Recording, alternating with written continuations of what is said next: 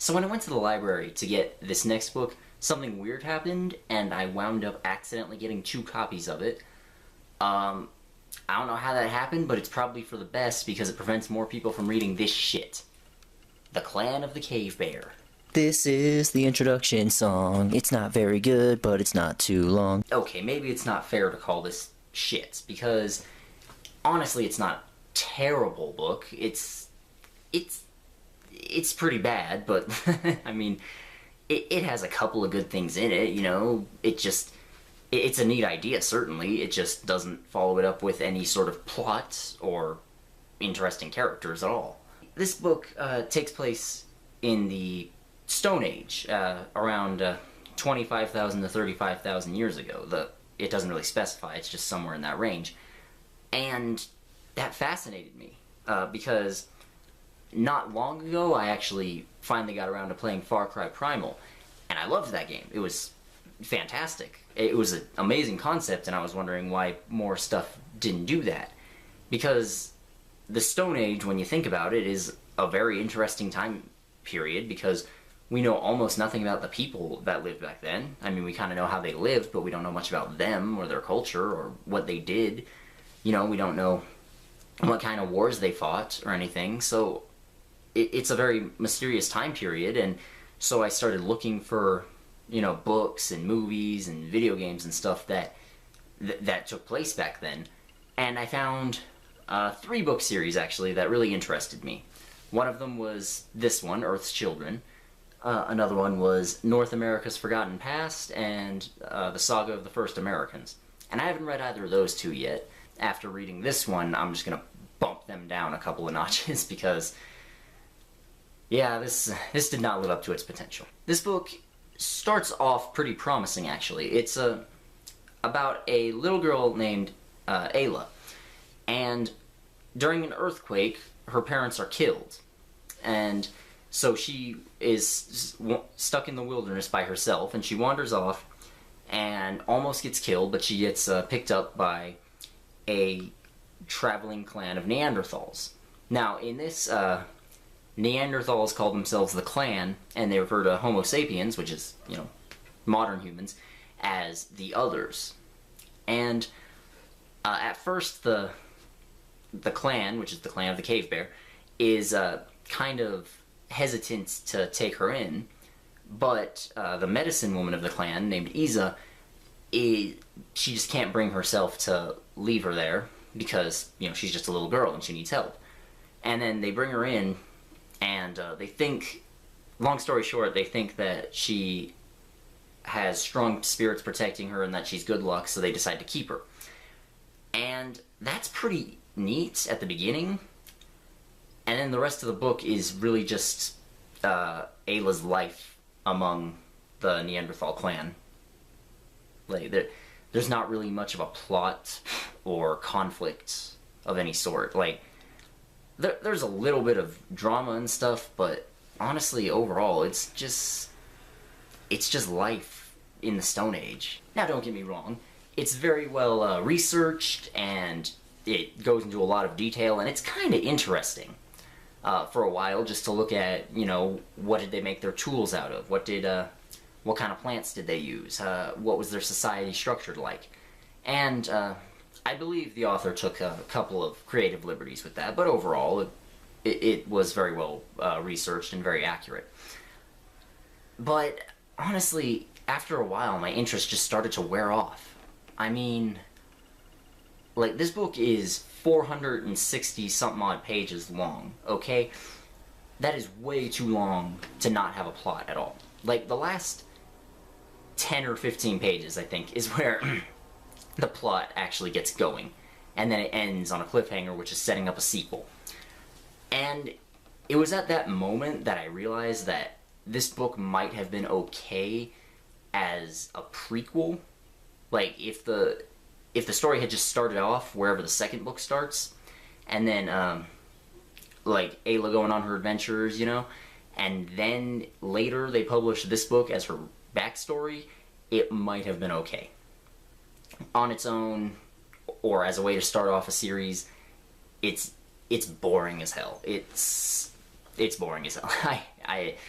it sucks. Okay? You know, not having a plot isn't the worst thing in the world, but, you know, you could save it if you have interesting characters, and this book doesn't really have that either. Like, it's a fairly small cast, honestly, because pretty much the entire book is just spent with this one clan, which is only like 25 people.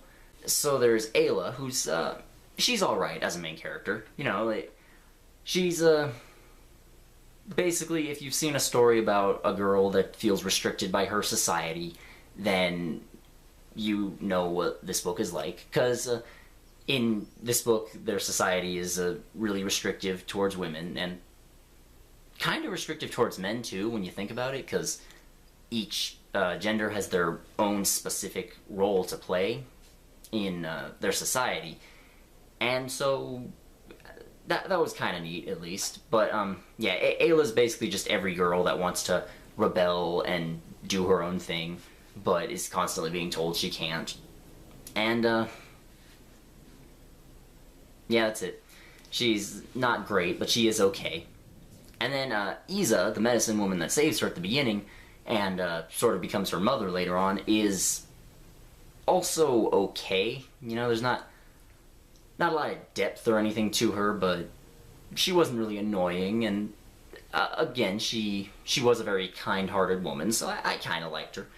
And then there's Iza's brother, whose name is Creb, and he's their Mog-ur, which is basically like, he's supposed to be the one that communicates with the spirits for their clan. And same story, like, he's a very, what's the word, he's very kind-hearted and soft-spoken, but he is still pretty tough when he needs to be, and, you know, he's a cripple who survived to be an old man, so that's impressive enough at that time period. So, I kind of liked him as well. He was alright. Beyond that, though, there's just not much to say. You know, there's one huge douchebag villain who is basically a fucking cartoon. God, he's really bad. Like, at first it kind of made sense that he would dislike Ayla, because, again, she's an outsider, and she acts differently, and he has just a nasty temper, so it kind of makes sense, but then as time goes on, more and more, he just gets stupider and more cartoonish, so, nah, he's bad. I will say that the writing in this is pretty good.